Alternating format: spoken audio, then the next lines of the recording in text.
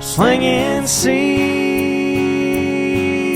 sliding on into home, throwing heat, buddy, we're going, gone. If you gotta go down, you gotta go down, swinging, slinging seeds.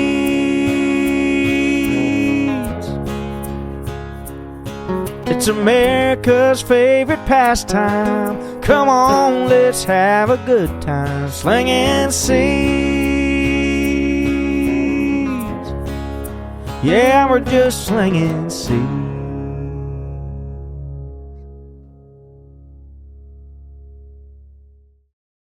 Hey everybody, welcome to another week of Slinging Seeds. I'm your host, Kyle Evans, and across the table from me is my co-host, Doug Adams, and our very special guest today is Tony Cappel. Tony, how's it going?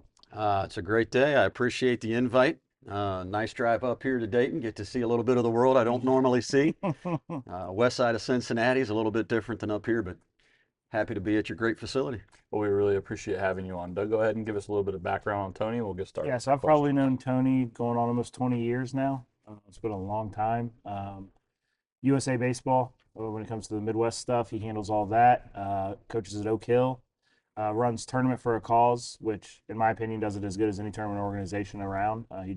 He honors the players, he honors the coaches and the teams, and doesn't take advantage of you like some of these places, right?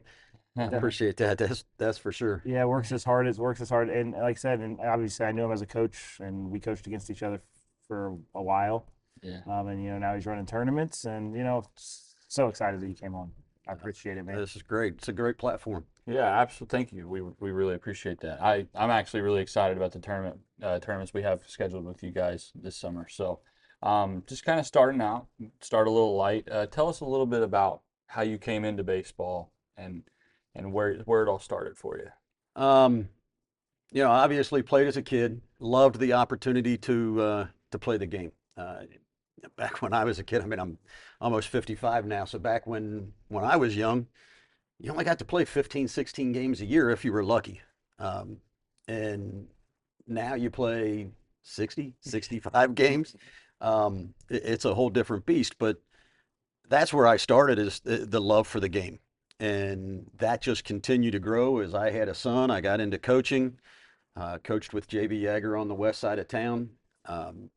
Played travel ball with them, coached with that organization for about 20 years, and grew from that, got to the point where I started coaching at Oak Hills High School on the west side. Been the head freshman coach there for the last 6 years. To me, it's about development. So I've always stayed with the younger kids. When I coached with Yeager, I started at 8, took them up to 14, went back down. I did that 3 times without a kid on the team. Well, after my son was done. Yeah. But then without a kid on the team, because I just love the game. And that's where everything started. You got to have that love. When I talk to kids about baseball, one of the biggest things I tell them is you have to have passion in the game. If you don't have the passion for it, you're in the wrong place. 100%. Yeah, absolutely. So tell us a little bit about how you got involved with USA Baseball, what your responsibilities are, and tell us a little bit about that, just because there's no bigger honor than wearing that. Absolutely. And that's a funny story, because I've worked with a company called Game Day USA, a tournament company out of Chicago. They run some great tournaments throughout the Midwest area. I've been working with them now for over 10 years.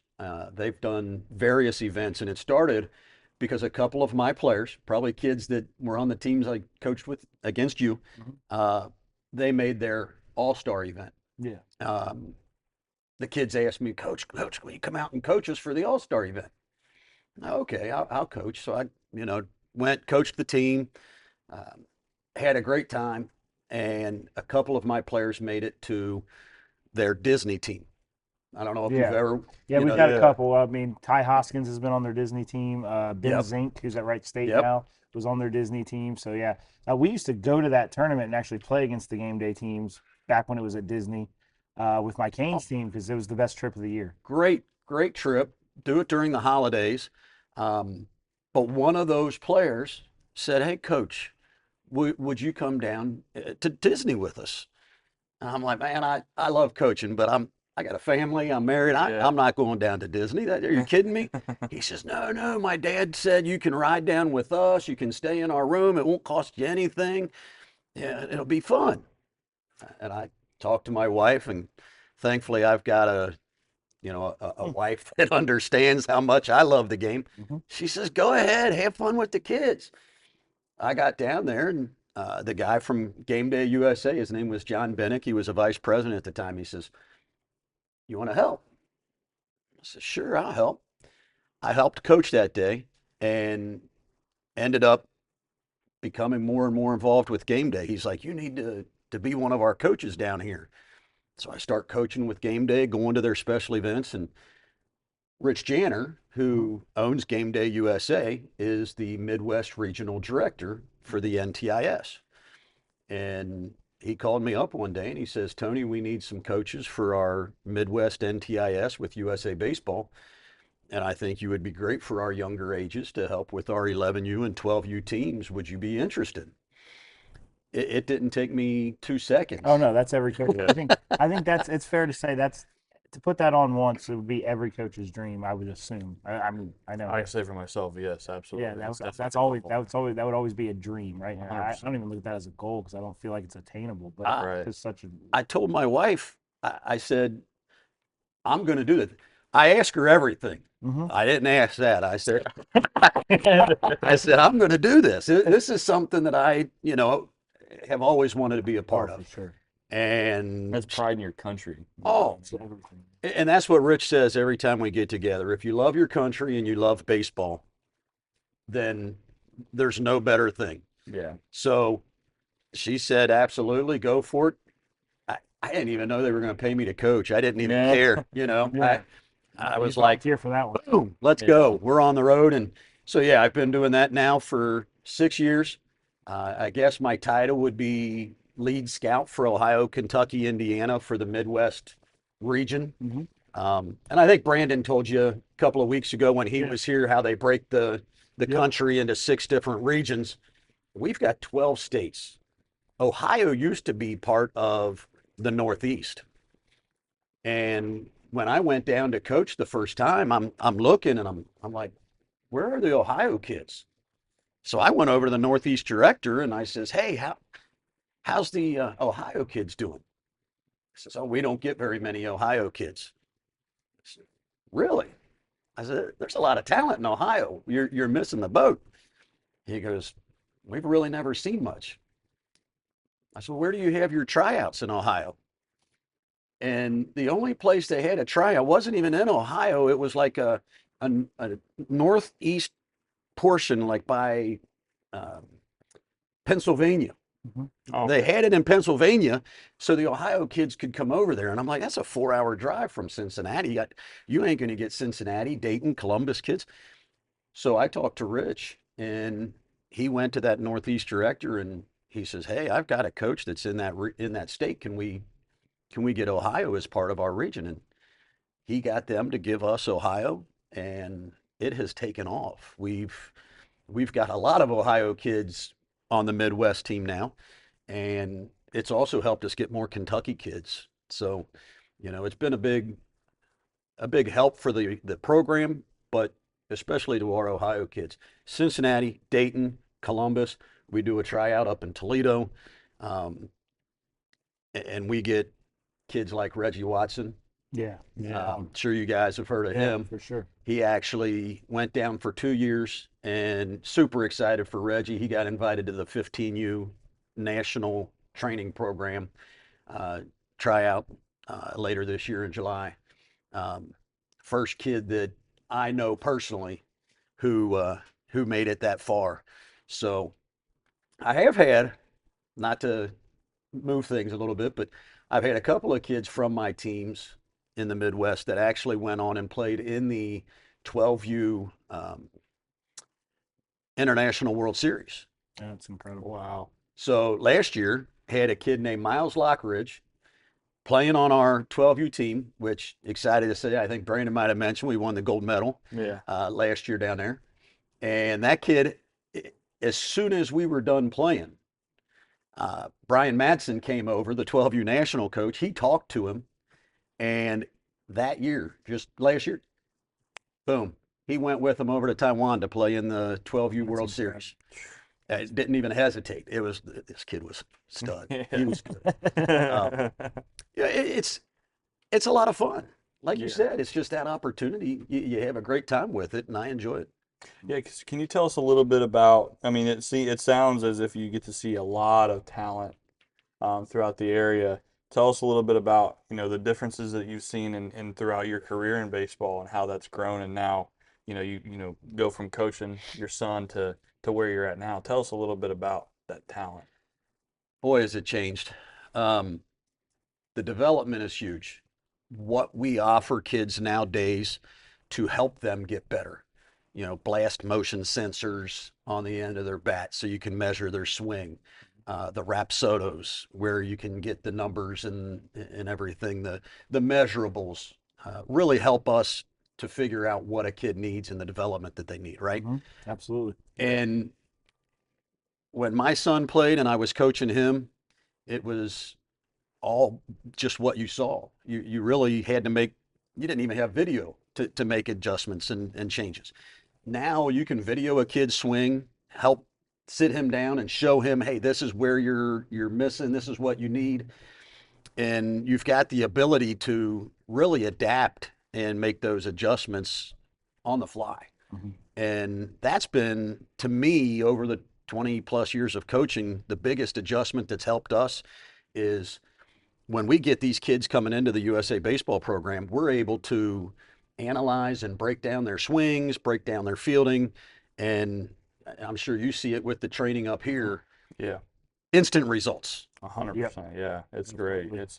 And funny the way you mentioned it. We were at ABCA a couple years ago, and I can't remember who was on stage talking about it, but he said, the game went from the way we scouted it is completely different. He used to say that guy hits the ball hard. Well, now they have a track man in the stands that's telling you how hard he's hitting it, and we actually have to measure it. And, talking about the radars and stuff now, like numbers are so Yeah, I mean, much I think, more important. if it's important, you got to be able to measure it, right? I mean, if 100%. if you can measure it, you can teach it. I mean, so it's one of those things. So obviously you've done an amazing things with USA Baseball, and it's so cool that you're involved with them, and it's awesome. And I always bug you all the time about it. You know what I mean? Just because I like talking about it, because that's incredible. But Oak Hill, so you've been at the freshman level for a long time. You're a really good coach. I mean, the truth is, if you wanted to be a varsity baseball Thank coach somewhere, you would be. So why have you chosen to stay at the freshman level? And what is it about the freshman level that really fills you up with joy?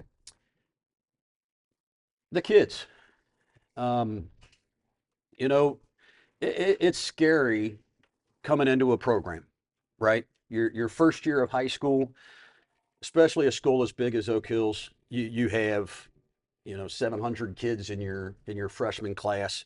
The school is huge. You're walking the hallways, lost, confused. Um, and now you're going into the baseball program. Some of them play other sports. You got guys that have already played a sport, but some of them, this is the first sport they've played. And these kids need some guidance. They need help getting to that next level. And to me, there's no better feeling than knowing that you're able to help a kid get to the next level. And it's the same with USA Baseball. Like I mentioned, Miles, seeing him do well, Reggie do well. These other kids that when they come to the tryouts and you can advance them to that next round. The Oak Hills freshman team is basically the same way to me. I can help them with their fundamentals. I can prepare them for what they're going to need when they make it to the junior varsity and the varsity team. And I can help with the mindset, which the mental part of this baseball world is often forgotten. Help them with that mindset of how do I prepare for high school baseball? And just like the fundamentals, teaching those kids at 9, 10, 11, and 12 years old, they get to that high school level. And you've seen kids at the high school level. We get kids that some of them don't know a whole lot. No. Yeah, you ain't lying. They need that development. They need to learn the fundamentals. And that's the type of stuff I like to teach. And the best feeling is when you see a kid buy in to what you're teaching and develop and grow to advance to the next level. So Yeah, it's absolutely incredible. I I mean, to hear somebody talk about development, I mean, that's kind of our main focus here. Always, That's all I it's care all about. we care about. Is the development, the character development, the physical development, every bit of it. And to hear you talk about it, it's you can see the passion. You know, what I mean? Absolutely. I Gotta doubt commend that I you. will ever move from that freshman level. Yeah. I've been asked to coach at the varsity level, the JV level. Um, I just really enjoy working with the kids and seeing their face when they do get it Mhm. and they're, they hit that first home run or they make certain move on the mound that gives me goosebumps just thinking about it. Absolutely, Makes you man. feel good. Yeah. Yeah, so my next question would be, so obviously we're in two totally different situations, right? You're at Oak Hill with, I mean, what is it, 22,000 kids, 3,000 kids. At Dayton Christian, I have 104 boys in the school, right? So I have 18 come out for the baseball team. Right? I'm going to guess you have way more than that. So tell us a little bit about what it's like when you have all these numbers come in and you're trying to pick a freshman team, right? You're trying to honor everybody. You know, I mean, that's kind of got to be a stressful situation. It can be. We usually, with the freshmen, have 35 to 40 kids, freshmen that come out. In the program itself this year, we had, I think, 92, 94 that tried out. So it can be stressful because you're obviously trying to make the right choices for the program. But for me at the freshman level, it's about making the right choices for the kids. Um, Mhm. a lot of these kids put in a lot of work, a lot of time. We start in September. Yeah.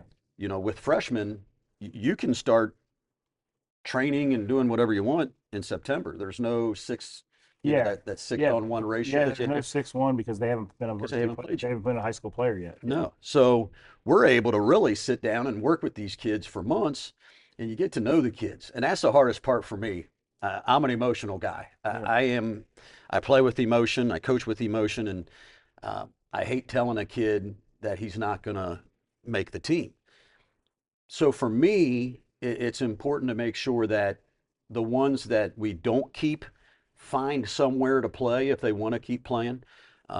We've helped them play on some other teams in the area, help them find a high school summer team, a 15 or 16U team, whatever they need, and keep them in the game.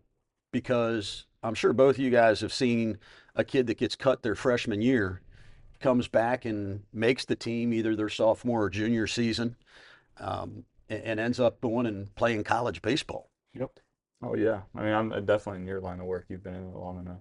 Oh yeah, I've definitely seen that plenty of The times. boys mature at different ages, and you might have a kid at 14 that's 6 foot and 150 pounds, just an absolute monster. You might have another kid who's only 5'5" and hasn't matured yet, but then by his senior year, he's hit that 6 foot mark, and because he listens and because he works hard and does the things you ask as a coach, he develops those habits correctly.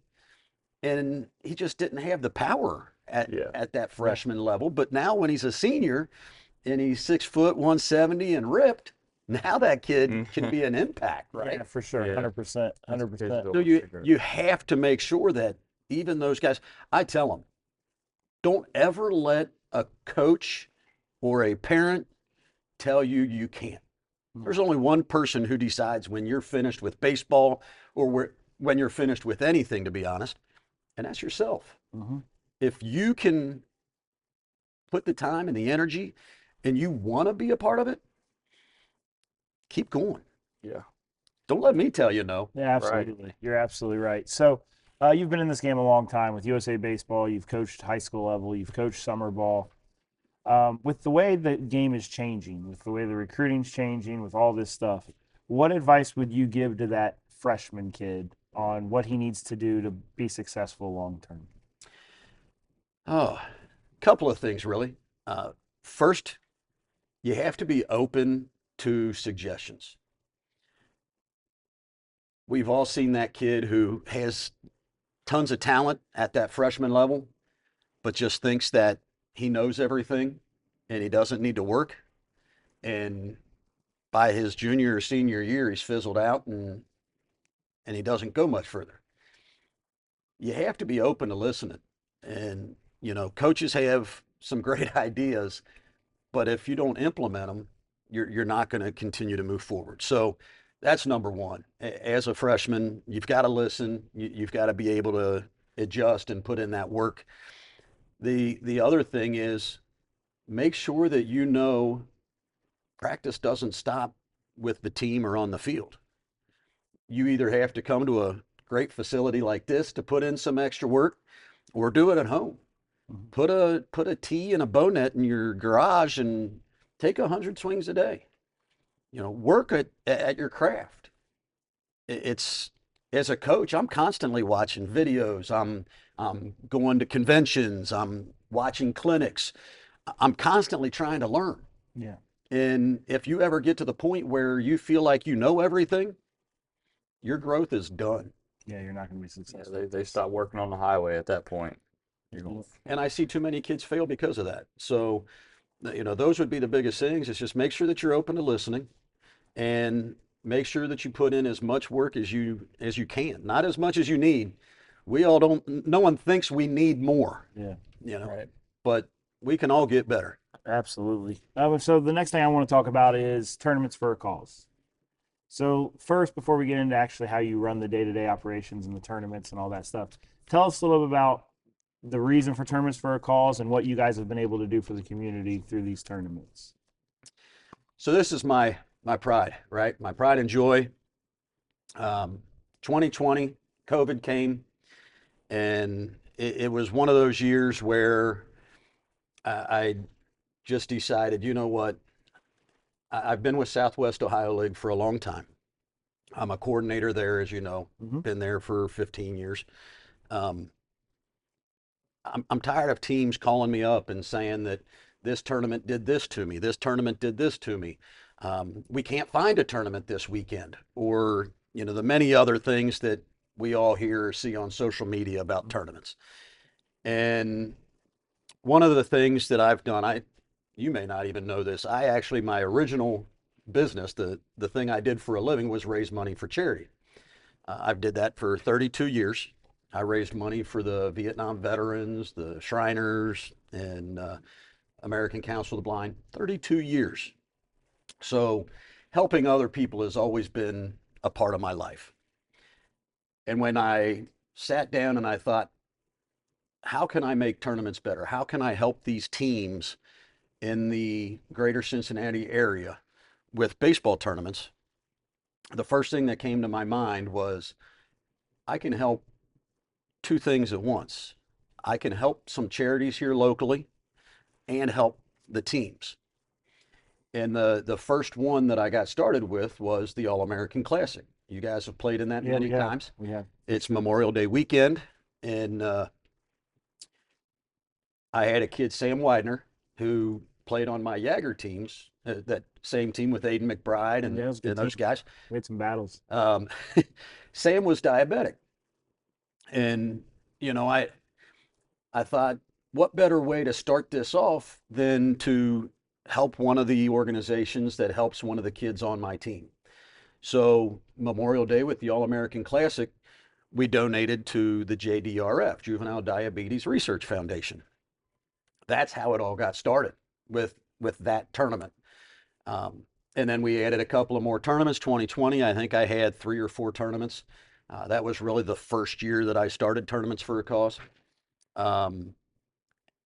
The next year, I think I added maybe 3 more, and we did 6. 2022 might have gone to 8. And then I actually retired from my fundraising company that I had for 32 years. I quit doing that and went full time in 2023 with the Tournaments for a Cause. My wife looked at me like I was crazy. She said, "What are we going to do?" And I says, "We're going to pray for sunshine every weekend and hope that this works." But we went up to 10. I think this year I've got maybe 11 of the ones that I run. Ran into a great guy that you know well, Mark Grimm. Mm-hmm.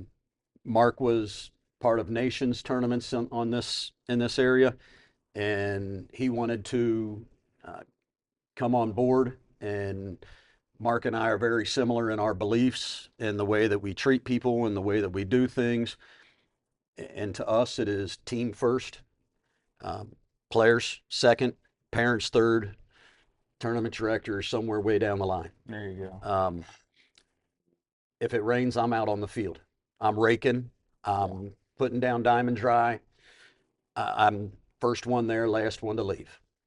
And that is what Tournaments for a Cause is all about. Mm.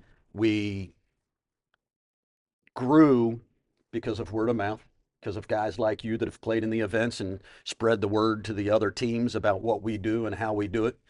And probably the thing I'm most proud of is last year we donated over $10,000 to different charities, and we came so close. My goal was to get to 40,000. We're a little over $39,000 since 2020 that we've donated to charity. So this year, needless to say, the goal is to get over $50,000 by the time that this season is over. And we couldn't do it without, the teams out there willing to give us a shot. We aren't a big tournament company. I'm not as big as a lot of the other companies out there. It's myself and Mark and some guys that come out and help us at the gate or help us on the fields. We rely on, great parks to help us get things going. But Tournaments for a Cause has been a blessing for me because I'm able to, going back to the development, the teaching, right? Yeah. I'm able to teach these kids out at the tournaments that you can do what you love and help others at the same time. So that's really what inspired it. Oh, that's lovely. I mean, I'm super excited to go out there this year, and to hear you kind of give us a little bit of background. But tell us a little bit more about how you run it, and also some of the charities you'll be supporting this summer. Yeah, the way we run it is very simple. Once the teams sign up, we get everything put together, and we have a few tournaments that are D2, AA only, where we don't let the gold or the national level teams in. It's strictly for like up in the Dayton area. I think they're D2. Yeah. We call them silver or bronze down in Cincinnati, and it's just for those teams. And then the other tournaments, they're open, but if we get 10 or more teams to sign up in an age group, we split the bracket into an upper and a lower bracket. You guys know, the worst thing in the world is you go to a tournament out of town, you drive 4 hours or 5 hours to go play in a tournament. You have a bad pull play, don't play as well as you could.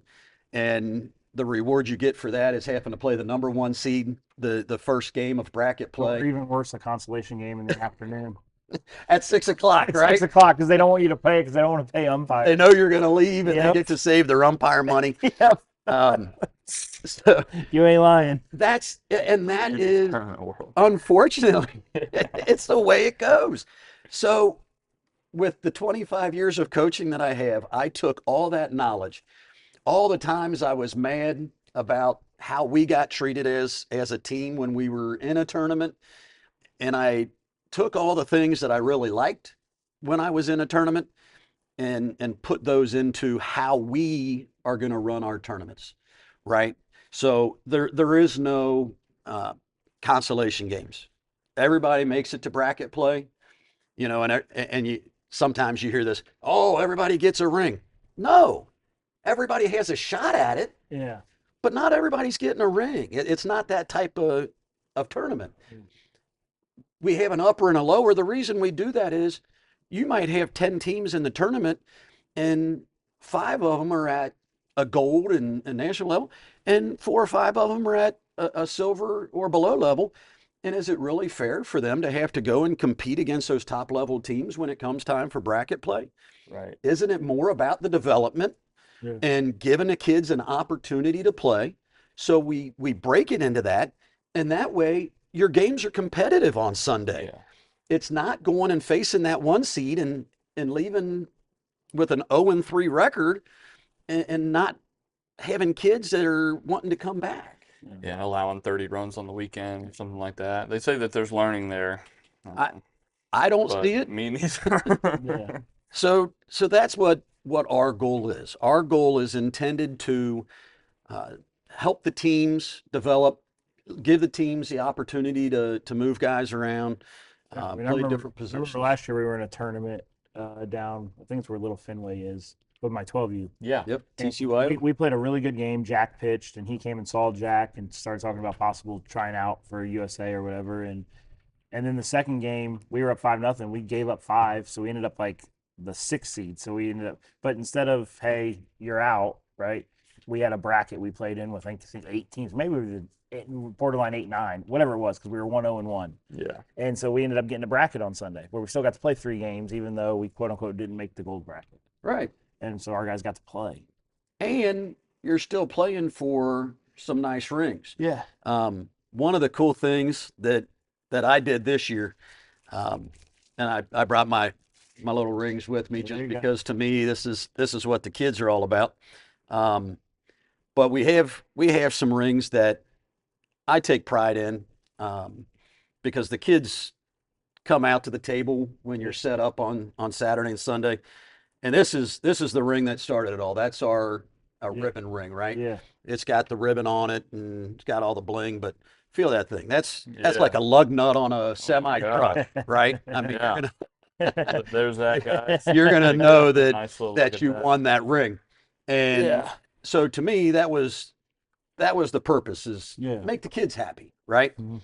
So this year, one of the things that I wanted to do is you always got to have something new, something exciting, and I found a Superman ring. There you go. So we have 2 tournaments that we'll be doing our Superman series, and you can get the opportunity to win the Superman ring, and that is our Hits for Heroes, which we have 105 teams registered for that tournament already. I believe a lot of your teams are in that one. And then our Mother's Day tournament. Both of those are at Warren County Sports Park. The Mother's Day tournament, the reason we went with the Superman rings is because to me, moms are superheroes. Yeah. You ain't lying. You know, without the moms being out there on the field, supporting the kids, you know, one of the jokes I make to the kids is if you have a bad game, go home with grandma. Yeah. She's still going to stop and get you an ice cream afterwards, right? You ride home with dad, it could be a long ride. Yeah. So yeah, we got some pretty cool rings this year, and you know, unfortunately, not all the teams will get the chance to play in it. But you guys remember the movie Major League? Oh yeah. I had to bring that one out because our league tournament this year we got the Major League rings, which was pretty cool. So yeah, just giving the teams the opportunity to play in competitive games, and they have we always have a 2 pool play game followed by bracket play. The most bracket play games you'll play is 3, so you're going to play somewhere between 3 and 5 games. 90% of our tournaments are Saturday, Sunday only, even for the older teams. I don't know how, and I've done it. Last year I helped coach an 18U Y'alls team. Tournaments start on Wednesday. Yep. These guys with real jobs, how do they do it? I don't think they can these days. They take vacation? I don't think I want a real job. We do have the best job. Yeah. I feel that way. Yeah. So, a little bit about before we get into my next couple of questions. I mean, so if somebody wants to sign up for a tournament for a cause, you know, where do they go? How do they handle it? We do have all of ours on Tourney Machine, which is probably the place most people go. But to make it easy, www.tournamentsforacause.com. It's just the website. We have all of the tournaments listed on there and the locations, you know, where they're at. You can go to the website, see the charities that we donated to last year. You had mentioned that. I brought my cheat sheet because I can't remember them all. But we donate to, with our Fight for the Flag tournament, that's our first tournament of the year. We donate to Honor Flight Tri-State, and we actually sponsor a veteran to go to DC with the Honor Flight. We donate to American Heart Association, American Cancer Association. Those are near and dear to Mark Grimm. He does that from his events. And what I try to do is give to charities that are affiliated or associated with kids. So again, we can teach these kids about giving back and helping others. So besides the JDRF, we've got Cancer Free Kids. That's probably the one we donate to the most. We have Toys for Tots, Shop with a Cop and Firefighter. We donate to the Kids Cops and Firefighters program. Bambino Buddy Ball is a really cool one. It's in Northern Kentucky, where they take handicapped and disadvantaged kids and play a little fall season with those kids. Last year, we were able to sponsor that, provide uniforms for all of those kids. We provided some of our rings for them so that they could give them to the kids at the end of the event. I don't know if you're familiar with Ryan Cooler. He's with that OKI organization in Northern Kentucky. Ryan runs that great organization. The Shield, which they help fallen officers, families of fallen officers or injured officers. That is a big one. Yeah, I mean, just so many. Yeah. You do so much, and like I said, we greatly appreciate everything you do for the community as far as put on really, really good tournaments that we like to play in. So a couple of things else I want to get to. So we talked about advice to that freshman kid who wants to get better. Here's something that is important to me that when we get on here, when we talk to people who do it the right way. What advice would you give to that coach? Oh, Right, that coach. What do you see? Because you've been with USA Baseball. Both the coach that just wants to help his son and also the coach who wants to continue to grow in the game. What advice would you give those guys? So the biggest advice for coaches is first the one who has a son on the team, Yeah. because most teams, you do coach your kid. I mean, you have to, right? There's only so many coaches out there, and there aren't very many guys that coach a team that don't have a son. So if you have a son playing on your team, let the other coaches coach your son. You got 12 kids on the team, and a lot of times the dad instincts take over and you're focused too much on your own son. And usually it's not in a positive manner. I'll use myself as an example. When I coached my son, when he got to 11, he would make a mistake. I would be yelling at him. I would be all upset with him, where I really would lose focus on the other kids. And I tell my son all the time, I love you, buddy, but you were my learning. That's where I learned, is by coaching my own son. And I realized that you can't do that. So he went and played for somebody else when he turned 12. He's like, I'm gone. And I did coach him again later on. He came back, and, one of those grass ain't always greener. He had a lot of fun with us. So we did come back and coach him again. But if you have other coaches, and most of my assistants back then had a kid on the team too. And I told them, you're not allowed coaching your son. I will coach your son. If he screws up, when he does positive things, I will be the guy. When you go home, your dad, and talk to your son. Don't yell at him. Don't be mad at him. What kid goes out and boots a ball at shortstop and looks over and says, I did that for you, Dad? Yeah. Right? Nobody's making a mistake on purpose. They're trying the best they can. So that's number one. And then for all coaches in general, probably the best advice that I can give is you have to remember that not every kid is the same. Too many times coaches try to coach everybody the same way. You have that militant coach who is just yell, yell, yell. We're going to run sprints because we screwed up. We're doing push-ups. We're doing this. And it's always a punishment, right? We're always finding the negatives, and we're upset with. Then you have that coach who just sits there because he really doesn't know what to say and isn't sure. And there's just a lot of different variety. Well, the kids are all different too. And if you can realize that and coach them all differently, some of the guys, they need you to come up and be, hey, you're all right. Keep your head up. Let's go. Every now and then you've got that kid that you might need to look at him and say, hey, get your head up, and kind of be a little more direct. Yeah. You have to know each kid, because if you go and you get in the face of a kid who needs the pat on the back type of motivation, he's going to shut down. Yep. And it's going to be done. So know each kid, and then realize that there's 3 ways to learn. You can learn by hearing it. Mhm. I can tell some kids, this is how I want you to do this, and they'll do it. Mm-hmm. You can learn by seeing it. Show them how to run the drill. Show them what you're looking for them to do. And you can learn by doing it. 3 different ways. Not every kid can pick it up because you said this is how to do it. Matter of fact, most of them can't. You're right. You know, most of them need to be shown. Now, if an old guy like me can still get down into the position, you know, to field a ground ball, or in a catcher's position to show a catcher, you know, how to frame or how to do things, most coaches should be able to do that. If you don't, make sure you get a young guy on your staff and have him help, right? Get somebody like Kai here, he can come out. But that's the biggest thing is too many coaches think that every kid learns the same way, and there's only one way to teach. Reps. Show them, tell them, and have them do it. Keep doing it over and over again.